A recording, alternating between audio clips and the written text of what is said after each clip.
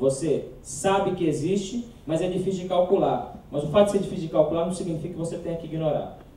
Então, esses custos não podem ser ignorados, ainda que sejam difíceis de serem mensurados. Então, quando a gente fala frequência, cliente e fornecedor que interagem numa alta frequência, numa alta dose de interação, que interagem muito, cliente e fornecedor, ao transacionar entre si de forma recorrente, acabam conhecendo mais um ao outro. Se acabam transacionando mais um ao outro, obviamente os custos de transação são diminuídos. É a mesma coisa de você ir até a padaria todo dia e ir lá comprar R$1 em pãozinho. E ao comprar R$1 em pãozinho, você vai todo dia ao seu mesmo ritual. 6 horas da tarde, você chega do trabalho, vai lá e pega R$1 de pãozinho. Um belo dia, vai chegar um dia que você está lá com uma nota de R$50.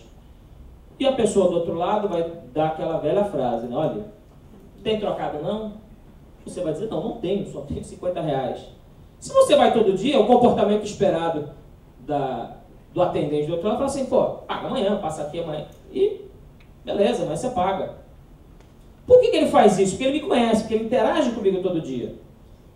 Se eu nunca tivesse aparecido nessa padaria e não conseguisse trocar o dinheiro para comprar o pãozinho, muito provavelmente eu não teria o pão e ela não teria o meu dinheiro.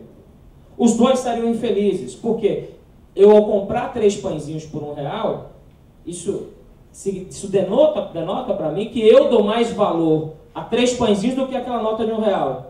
E o outro lado, o dono da padaria, dá mais valor à nota de R$1 do que os 3 pãezinhos. Esse é o princípio das trocas econômicas, né? Se isso não ocorre, você tem uma situação, você não tem o bem-estar da economia melhorado. Por quê? Os indivíduos não tiveram suas preferências satisfeitas. Então, pessoal, de onde que se apreende que custo de transação, a existência de custo de transação positivo, é um problema para a economia como um todo. Logo, é um problema para a coordenação da cadeia como um todo, se a gente pensar numa perspectiva mais ampla. E nesse diapasão, a incerteza, ela joga um papel importante nisso. Transacionar num ambiente incerto é sinal que você, ao estabelecer uma relação contratual com outra organização, que você vai se precaver com muito mais salvaguardas do que você faria se você estivesse num ambiente que as regras do jogo fossem claras. Tá certo? Então, frequência. Se aumenta a incerteza, se aumenta a frequência, diminui esses custos de interação. Se aumenta a incerteza, aumenta esses custos de interação. E essa especificidade de ativos, o que significa isso? Bom, ativo específico, pessoal, aquele ativo que só pode ser utilizado para uma transação específica. Imaginemos uma relação cliente-fornecedor na indústria automobilística, onde a montadora faz um acordo com o fornecedor para desenvolver uma determinada peça para o sistema de transmissão, ao câmbio. Aquela peça vai servir apenas para aquele modelo daquele carro daquela montadora. Ou seja, é um ativo de altíssima especificidade. Se você tem esse ativo de alta especificidade, significa que tanto o cliente quanto o fornecedor, um é refém do outro. O cliente é refém do fornecedor porque se esse fornecedor decidir aumentar o preço, ele está na mão do fornecedor. O fornecedor é refém do cliente porque se esse cliente decidir descontinuar a linha de produção daquele carro, num período onde o investimento dele não foi amortizado, ele acabou tendo prejuízo. De onde se apreende que quanto maior esse grau de especificidade ativo, quanto maior o grau de especificidade para a relação daquele ativo em particular, maior tende a ser o custo de transação, maior tende a ser esses custos de negociação, tanto ex ante, ou seja, antes da relação contratual, quanto ex post, após a relação contratual. De modo que, se a gente imagina a Ambev tem algum ativo de alta especificidade ali? Não, né? Fazer garrafa, tampinha, qualquer um faz, né? Não é tão difícil fazer garrafa. Tem empresa no mercado aí. Tem a Santa Marina, que faz, a Saint-Gobain, os fabricantes.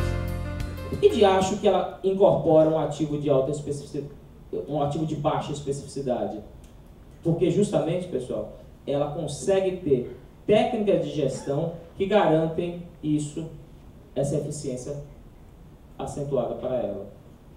E aí, outra contribuição no outro prêmio Nobel, eu sou o Dr. Douglas North, prêmio Nobel de Economia de 93, ele fala, instituições importam. Uma coisa é eu transacionar no ambiente institucional, que eu tenho um judiciário que ele não é confiável. Tá? Se eu tenho um judiciário que não é confiável, a probabilidade de eu recorrer a um contrato no mercado é menor. Ou, ainda que eu vá ao mercado, eu vou procurar me munir de salvaguardas que, no limite, inviabilizam uma transação. Então, você tem um judiciário dominado por Gilmar Mendes da vida, se tem algum parente dele, me desculpe, isso é um baita fator potencializador de incertezas, a não ser para quem seja das relações dele. Quando você vai para esse universo de relação de cadeias de suprimento, você acaba tendo que essa incerteza propiciada em relação a um ator que deveria ser independente para julgar uma disputa, uma contenda entre duas partes, faz com que, olha, na dúvida, eu integro, porque eu vou brigar comigo mesmo. Os problemas eu vou resolver com a arbitragem interna da organização, com as regras da organização e, no limite, com a voz do dono ou com a voz dos acionistas. Esses custos de coordenação acabam sendo menores. Isso ajuda a explicar também, pessoal, porque muitas operações no Brasil, historicamente, foram verticalmente integradas. E por que a terceirização aqui no Brasil demorou para chegar em relação a outros países do mundo? Pô, eu vou terceirizar uma determinada atividade que depende de um componente importado. Bom, e aí, dá que isso aí cai no canal vermelho lá da Receita, que não é nada improvável. Pega a receita na tal da operação padrão, sua fábrica quase parando ali por falta do componente, os caras da Receita ali em operação padrão. As organizações, elas querem atenuar essas incertezas. E nesse diapasão acabam integrando verticalmente e não terceirizando. Então isso, pessoal, para a gente tentar entender um pouquinho com o elemento teórico, por que esses movimentos ocorrem. Então, graficamente, aqui, se a gente fosse olhar, né, tem esse gráfico, que é o modelo de Williamson, né?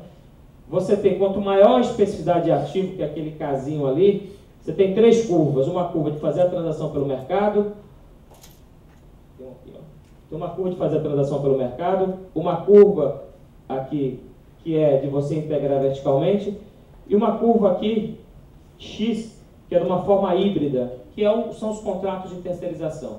Então, o mercado é quando você não tem nenhum contrato, você vai pelo sistema de preços.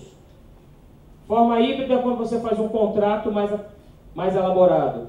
E a integração vertical é quando você faz isso internamente. Vocês podem notar que para um determinado nível de especificidade aqui, é mais barato para a organização integrar verticalmente.